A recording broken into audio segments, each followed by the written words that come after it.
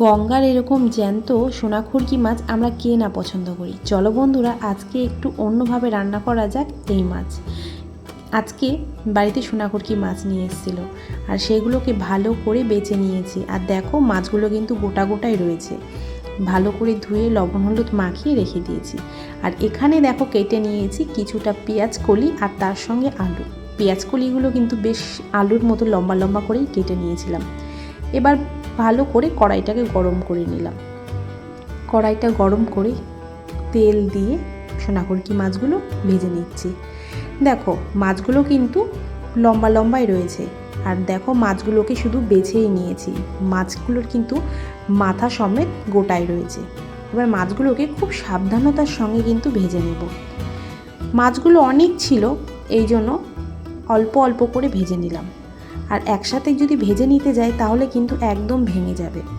খুব সাবধানের সঙ্গে মাছগুলো ভেজে তুলে নিয়েছি। এবার ওই তেলের মধ্যেই সামান্য একটুখানি গোটা জিরে ফোড়ন দিয়ে তার মধ্যে দিয়ে দিলাম পেঁয়াজকলি আর আলুটা। পেঁয়াজকলিগুলো যেভাবে কেটেছি আলুটা কিন্তু ওই একই রকমভাবে কেটে নিয়েছিলাম। এবার একটু স্বাদ মতো লবণ দিয়ে নিয়ে আবার একটু নাড়াচাড়া করে নিচ্ছি।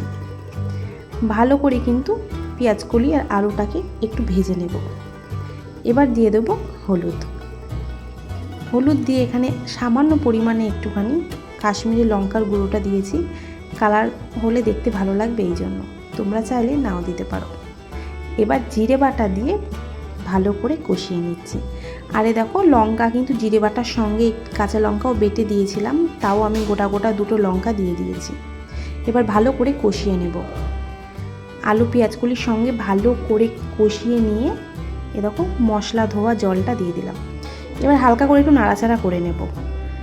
আলু আর পেঁয়াজকলিটা কিন্তু অনেকটা সেদ্ধ হয়ে গেছে। এবার জল দিয়ে নিয়ে ফোটার অপেক্ষা করব। একটুখানি ফুটে আসলেই দেখো, হাই ফ্লেমে রয়েছে কিন্তু গ্যাসটা। ফুটে আসলেই দেখো ভেজে রাখা মাছগুলো দিয়ে দেবো। আর একটা জিনিস খেয়াল করো বন্ধুরা, মাছগুলোকে কিন্তু কত সুন্দর করে ভেজেছি। দেখো, একটা মাছও কিন্তু ভেঙে যায়নি।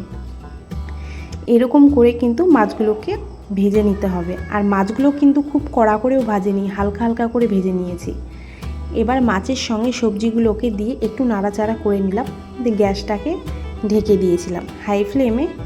2-3 মিনিট ফুটিয়ে নিয়েছি। দেখো, তরকারি রেডি। আর দেখো, মাছগুলো দেখো, তোমাদের দেখালাম এখনও গোটা গোটা রয়েছে।